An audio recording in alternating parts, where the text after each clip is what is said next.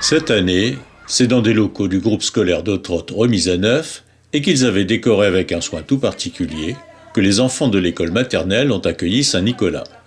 Cette petite manifestation annuelle a eu lieu le 6 décembre 2019.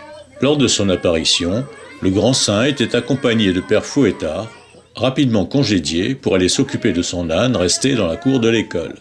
Il faut dire que les jeunes élèves avaient été particulièrement sages cette année et par conséquent sa présence tout à fait inappropriée.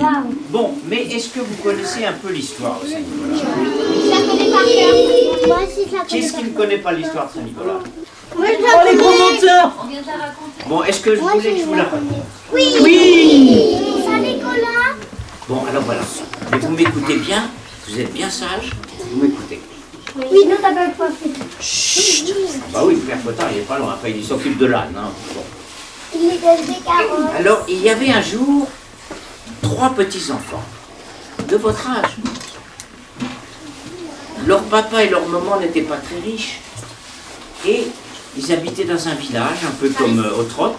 Et leur papa et leur maman leur ont dit, petits-enfants, vous allez aller glaner au champ. Qu'est-ce qui sait ce que ça veut dire glaner?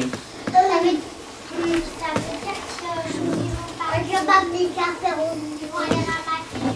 Oui, ils vont ramasser les épis de blé qui sont restés dans le champ après la moisson. Après avoir raconté l'histoire de ses petits-enfants qu'il avait sauvés de la cruauté d'un boucher, Saint-Nicolas s'est intéressé de près au comportement des élèves en classe pour finir par admettre qu'ils avaient tous été très sages, ou presque, cette année. Oui, les gabins. Là, non, là. Maman, il y a 2 gabins. Ah, il y a 2 gabins.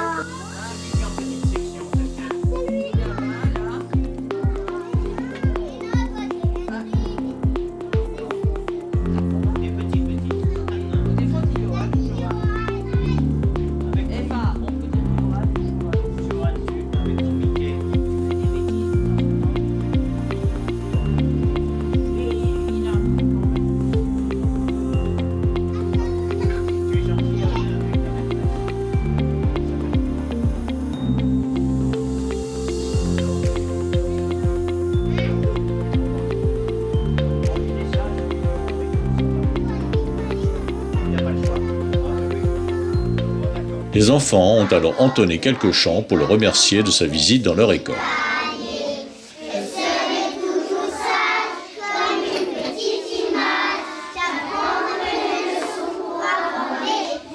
Définitivement convaincu quant au comportement exemplaire des petits élèves, et avant de s'éclipser discrètement, Saint-Nicolas décida que l'on pouvait procéder à la distribution des traditionnels ménelins qu'il leur avait apportés.